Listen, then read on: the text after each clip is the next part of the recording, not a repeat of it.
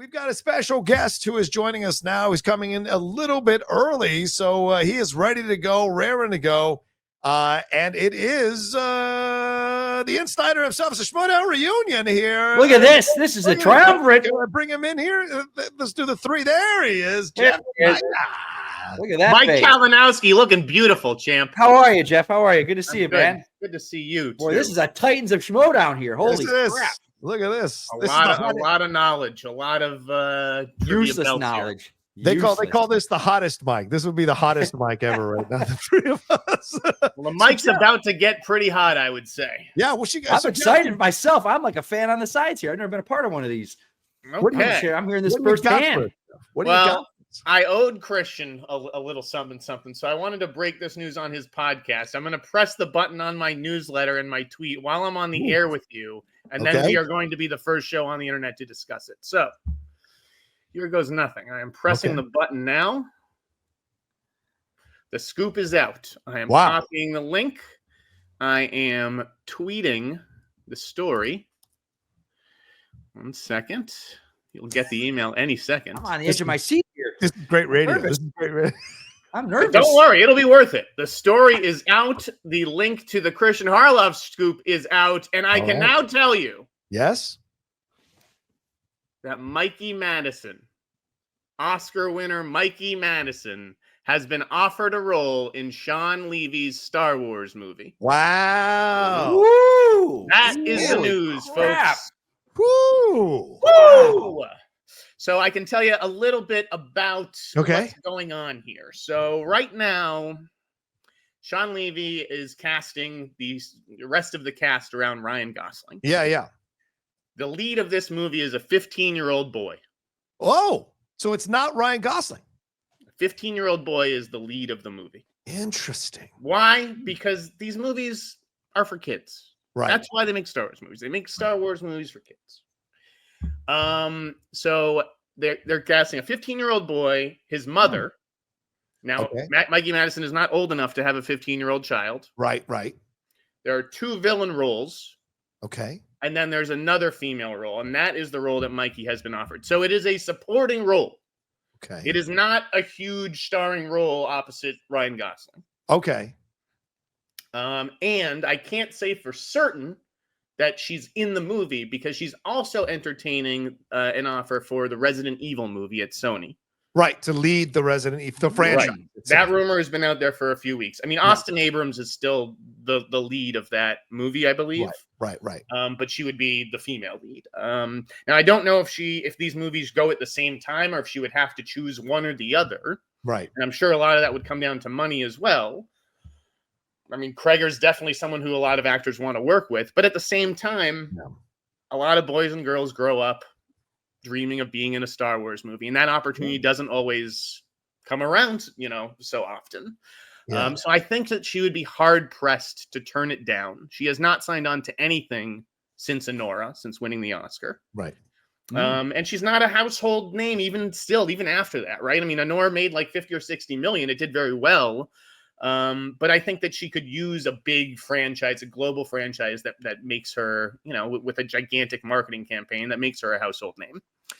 So Mikey Madison has been offered this part.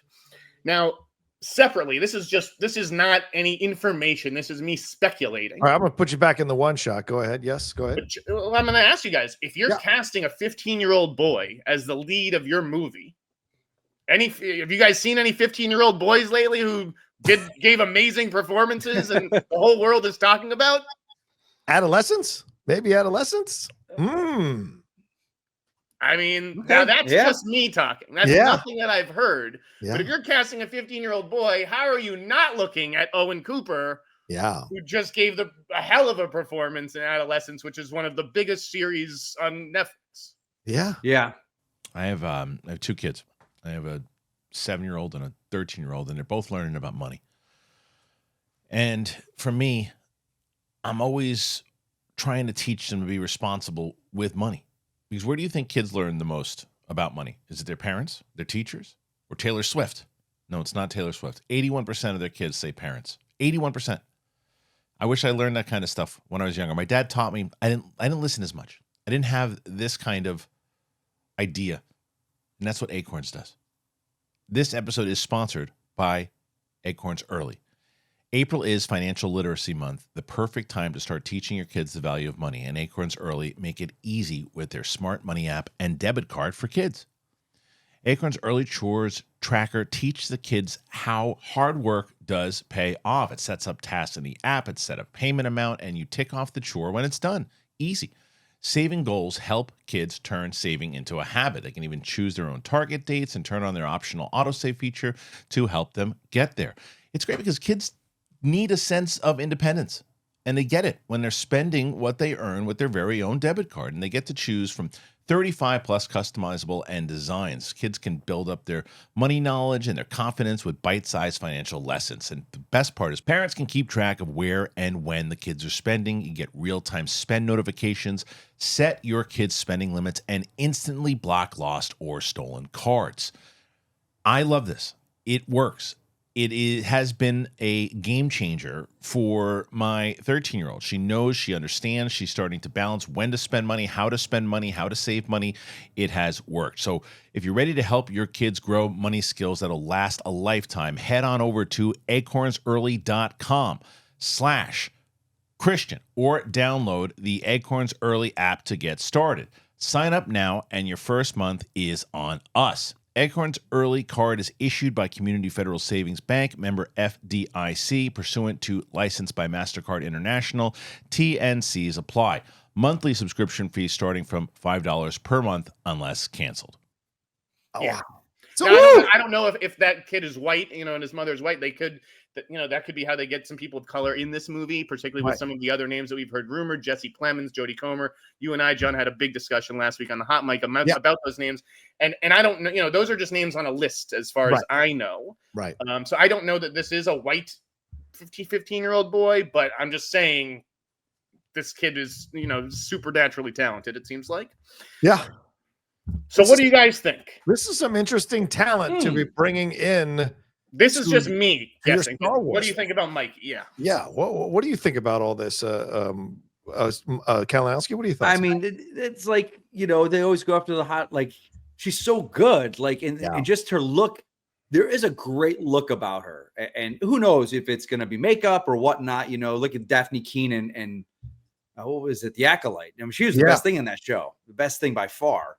And throw makeup all over her. So who knows, man? It gets me excited. Like we talk Harloff and I all the time about Star Wars right now and how we're just not excited about it because it's just hasn't got that, that feeling to get you excited about it again. But stuff like this, everything they've been knocking out with this, I'm like, okay, I'm okay. I'm in more. So I'm like, it seems like they know what they're doing.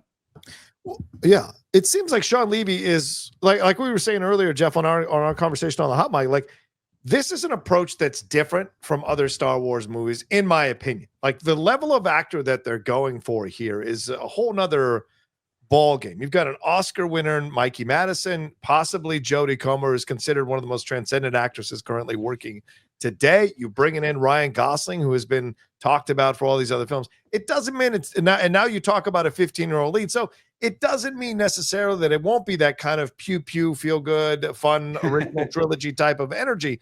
But there's a possibility that this is possibly a little more deeper with Jesse Plemons.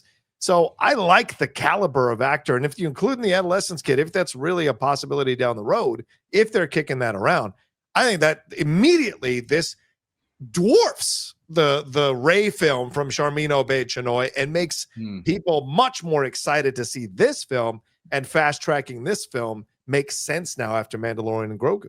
What I've heard about now, that is a movie for like hardcore Star Wars people, right? Who watch The Mandalorian. I mean, you don't need to have watched the Mandalorian series to, get into Mandalorian and Grogu, from what I understand. But, clearly I think it would have helped.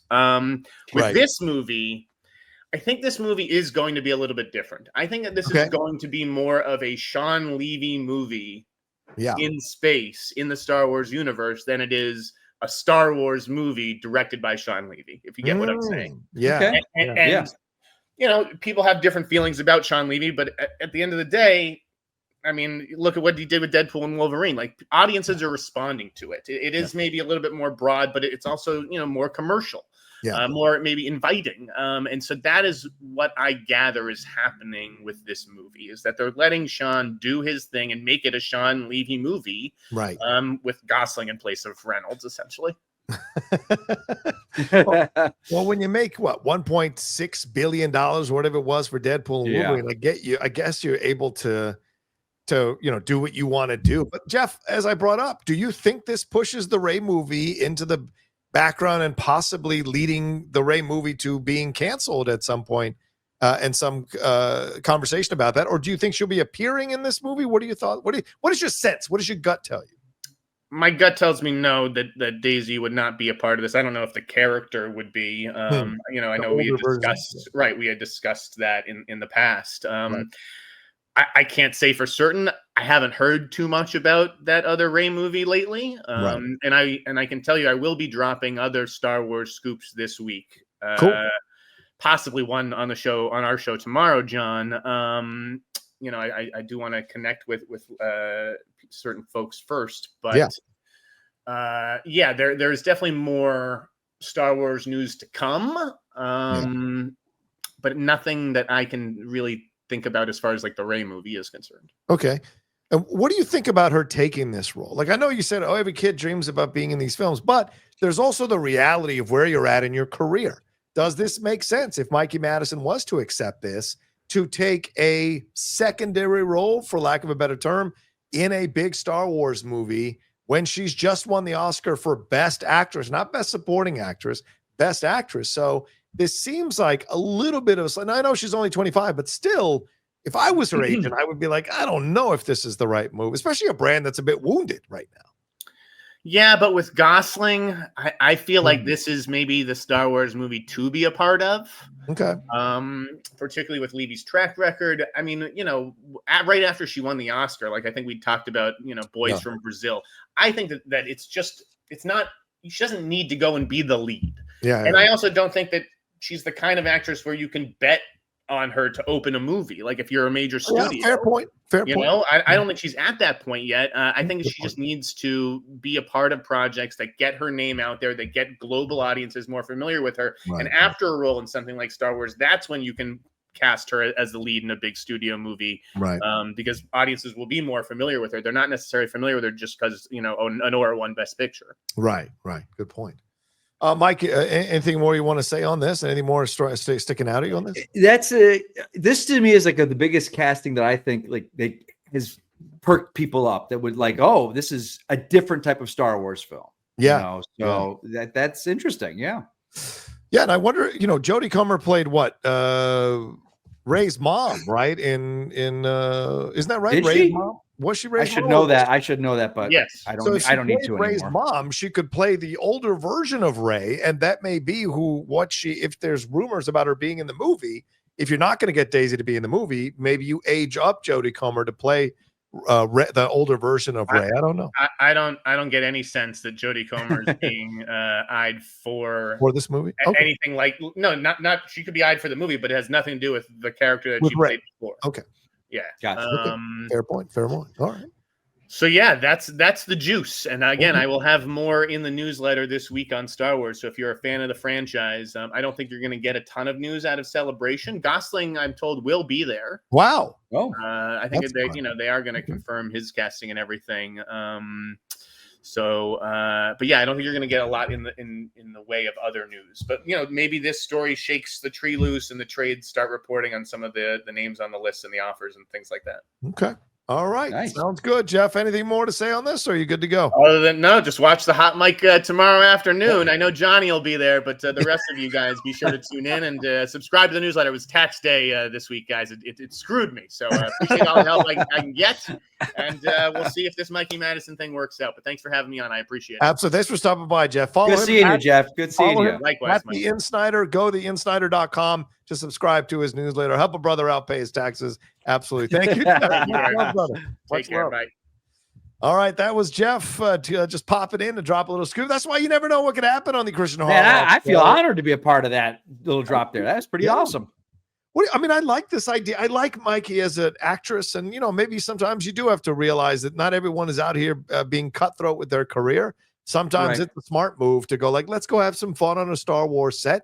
Let's play a certain role, and then let's just enjoy and get the paycheck, because this one's probably going to make a lot of money. But I, like you were saying, Mike, I like the people that they're attracting for this kind of movie in terms of the level of acting. Yeah. I mean, Star Wars is like they're in a rut. They gotta whatever, it's just tough. We talk about this a lot, Harloff and I. Like Mandalorian Grogu, I think will do well. Yeah. Just because they're so, but again, that's going to be a nice little jolt, but you got to get that patient back on you got to get them back, because that thing is dying. Right. And, yeah. Well, let's, before we move into the questions here, and by the way, we're at 94 super chats already. Come on now. Thank you, guys. That's insane. Already. But I want to, before we leave the world of stars, I want to hit this one last story here. And thanks to Jeff Snyder for joining us here.